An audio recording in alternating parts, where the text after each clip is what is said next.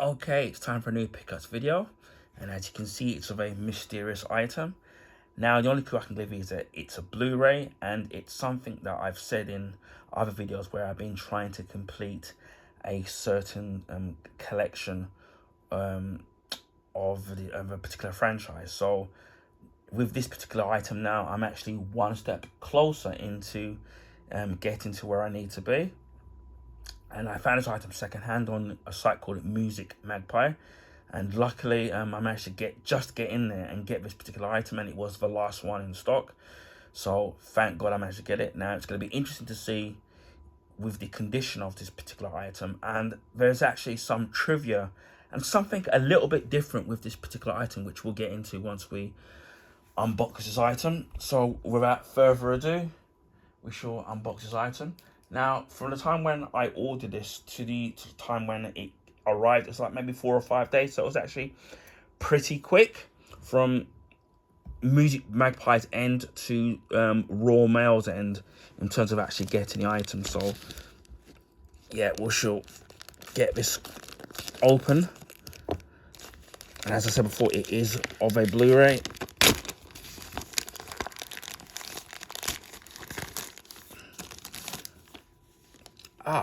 And here we have it. And this is kind of something little different. And it's of Batman, The Death in the Family. And it says here, a DC Showcase animated shorts. Now, believe it or not, this is actually an interactive movie, which can last from anything to, if I double check to see how long this is going to last for, because I want to be accurate. Let me just double check here. It can last from anything between 18 and 30 minutes. And in terms of it being interactive, as I mentioned, what is a little bit different, so I can get this a bit straighter. I guess that's all. And what is a little bit different about this particular Blu-ray is, if I can sit there and go, it's actually an interactive film. And according to Wikipedia, it serves as a tie-in to the Batman animated movie Batman Under the Red Hood, which was released in 2010. Now, with this, you are presented with a choice point where the user has 10 seconds to make a choice, or the default decision is made. So the film has at least 9 alternate story paths. 2 paths lead into the same or similar conclusions, with 7 alternate endings, which with each path estimated to be 10 to 20 minutes each. But it does say with the digital version, the interactive element is absent. Instead, it presents 4 distinct story paths: Under the Red Hood Reloaded, the canon prequel to the Under the Red Hood, Jason Todd's Rebellion, Robin's Revenge, and the Red Hood's Reckoning. So we have that there. So you have so the basic plot is that Jason Todd is becoming too aggressive with crime fighting. Batman decides to suspend him from his active duties as Robin. Angered, Robin forsakes Batman and leaves Gotham City. The two reunite in Bosnia to fight the Joker and Ra's al Ghul, who are working together to steal uranium to create the radioactive dirty bombs. As Batman stops Ra's al Ghul's men, the Joker captures Robin and brutally beats him with a crowbar, leaving him to die in the warehouse that is rigged to explode. Now, this is actually based on a Death in the Family comics, which was a 1988 storyline in the American comic book Batman, was by DC, and it was written by Jim Starlin and penciled by Jim Aparo, and the cover art was by Mike Magnola, and was serialized in Batman issue 426 to Batman issue 429. So that was 3 issues from August to November 1988. The Death in the Family is considered to be one of the most important Batman stories, featuring the death of his sidekick Robin at the hands of the arch enemy, the Joker. And as we know, the Robin that was killed was the second Robin, which was Jason Todd, who would, spoiler alert, would come back as the Red Hood. And in the comics, as of now, obviously, the Red Hood is part of the Batman family, and obviously, I know he wields dual pistols, and he's a lot more brutal than the other Robins that have been in the past, whether it's been Dick Grayson, Tim Drake, or Damian Wayne. He's a lot more brutal because he believes in kind of punishing and killing, especially if you've watched the Batman Under the Red Hood, which I highly recommend watching. If you haven't watched that animated movie already, you'll absolutely love it. The movie was released in October the 13th, 2020, so that was over 4 years ago. It was directed by Brandon Vieretti, who also wrote the actual animated movie, and it was produced by him and Amy McKenney. Bruce Greenwood returns as the voice of Batman and Bruce Wayne, who has voiced Batman in Young Justice, if I remember correctly, and also voiced Batman in Batman Under the Red Hood. So, and he does do a very good Batman voice. So, although we've lost the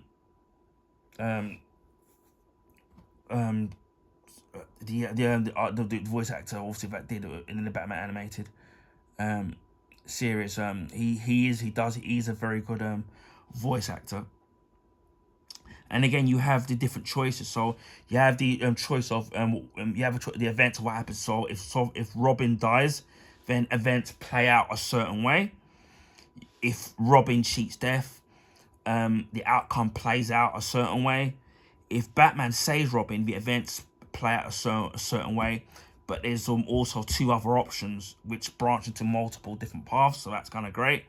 If you kill the Joker, the story plays out a different way, and then there's multiple choices here. There's several choices here, and if you catch the Joker again, you get a different set of choices there, and there's multiple choice branches and stuff how it ends there. So that's kind of really great. So, according to the review aggregator website Rotten Tomatoes, which I think is a lot of crap now, because obviously after the stuff that they've done, and people still give them credence in terms of their review scores, which I don't trust anymore, because after what they did, it did do really well. So it's gonna be interesting. I'm really interested to see how this play is gonna play out, because obviously now it's not very often that you actually see a story actually have multiple paths in terms of it. The story playing out in a certain way. So it's gonna be I'm looking forward to actually trying it out and then seeing if it kind of pays off. As I've already said earlier on, if you have the digital version, which in the UK we didn't get, that unfortunately doesn't play out with the digital version of this short story. So that's kind of a real shame, really. As you can see, it's rated 15, and you can see Batman holding the battered body of the Jason Todd Robin, and you can see the Joker in the background there. And the next bit we'll see at the back, which I'm gonna have to read because it's so small. So luckily I have my glasses. I don't know if they're gonna give you any extra animated episodes from the DC Vault. That'd be interesting if they still do it, especially with this short. But I did think that this was actually an animated movie. I didn't realise that it was an interactive movie until, I just looked everything up.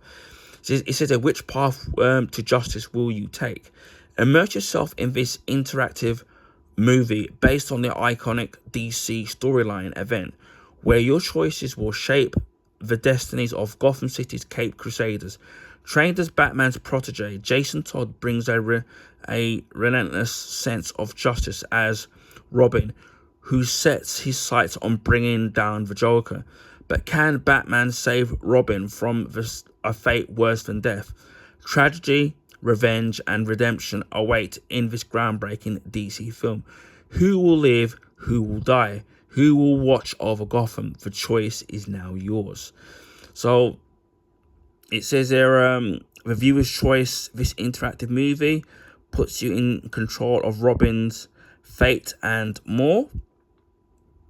This is kind of great. It says also includes 4 additional shorts: Sergeant Rock, Adam Strange, The Phantom Stranger, and Death. Oh, they have done this, thank God. And special features include audio commentary on all of the DC showcase animated shorts. So that's kind of really great there.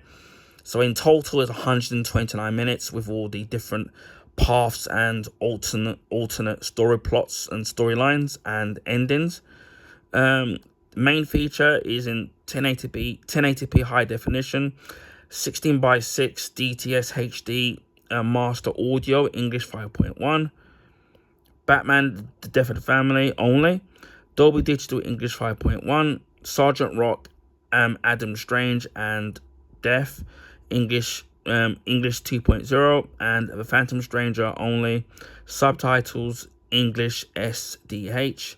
Special features may not be in high definition.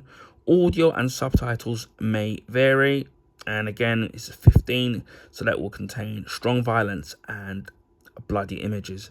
Again, as I said, with the UK one, no digital copy, which is the usual way that we're treated in the UK and in Europe. Again, the actual condition of the actual Blu-ray that I bought, obviously from Amusement Magpie, is in an excellent condition. It would have been cool if this had a slip cover, because I'm into my slip covers. Gives it that extra bit of panache, but doesn't have that in there.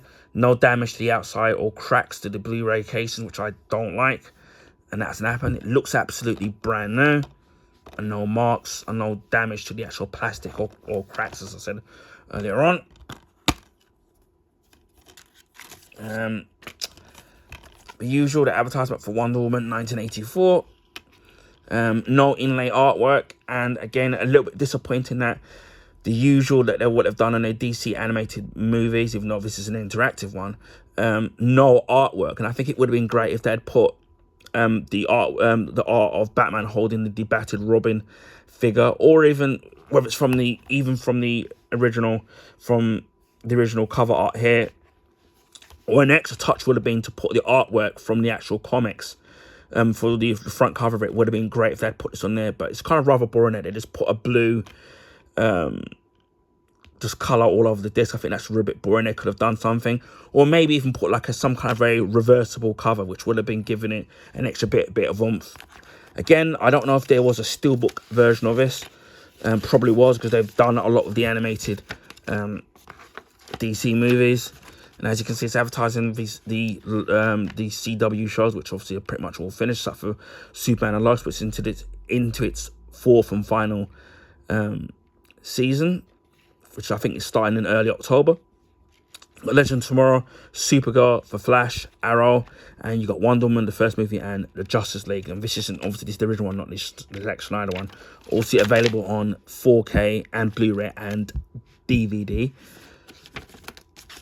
So again, I'm assuming that the North American one does come with the digital copy. Obviously, even if they did have it, I probably wouldn't have had it anyway, because obviously, considering that this is secondhand anyway. So this is the look at the Batman: Death in the Family DC interactive movie. So again, I'm looking forward to checking out the multiple different paths and endings. So that's going to be it's something a little bit different, a bit fresh, that they brought to the table. So I am, looking forward to seeing and how that all the different choices and endings play out. So maybe I might do a little follow-up video and sometime again in the future to give my thoughts on whether or not it was successful or not. But it is something a little bit unique and different that it brings to the table, as I've said earlier on. Anyway, I hope people enjoyed this unboxing. Please feel free to share with your friends and family. Also, if you can give this video a thumbs up, I would highly appreciate that. That will allow people to find my YouTube channel on content. Now, this is because of the YouTube algorithms. that favour the bigger YouTubers, so their channels get advertised on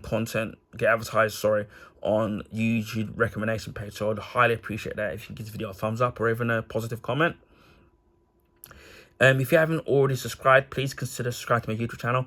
If you want to see Blu-ray unboxings like this, my Blu-ray and Steelbook collection, and my DVD collection, my beauty products that I've been showcasing out of my own pocket, so I'm not advertised by anybody or sponsored by anybody.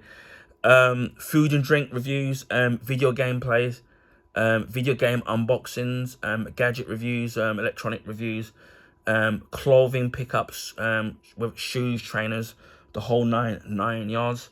There's pretty much something for everybody on my YouTube channel. So please consider subscribing to my YouTube channel. Before Christmas we hit 500 subs. A few months ago we hit 600, and just recently we hit 700 plus subs. So a big thank you to the subs, old and new. Without you guys, my channel wouldn't be where it is today. So seeing my channel grow, and it just gives me the determination and the encouragement to carry on, even when sometimes you don't feel like wanting to put out filming new video, but you know, like you kind of have to. So as I said before, a big thank you to all of you. I really appreciate all of you, and this channel is as much yours as it mine, because I see it as a symbiote relationship in the sense that I put out the content, and as long as people are enjoying the content, and if they with the particular products that I am showcasing, if people want to ask questions about it, about whatever it is, then please feel free to leave a comment and to ask, and I'll try to answer it the best I can. So please consider subscribing to my YouTube channel. Hopefully we'll get to 800 subs, and then the big milestone will be 1,000 subs. So that'll be a long way to go before we get there, but hopefully we get there sooner rather than later. Don't expect to get there before the end of the year, even though we've got a couple of months left. So hopefully we'll get there sooner rather than later. Now, I do live stream on Twitch. I'm trying to get affiliated in it, which is hard work as it is. Currently on 41.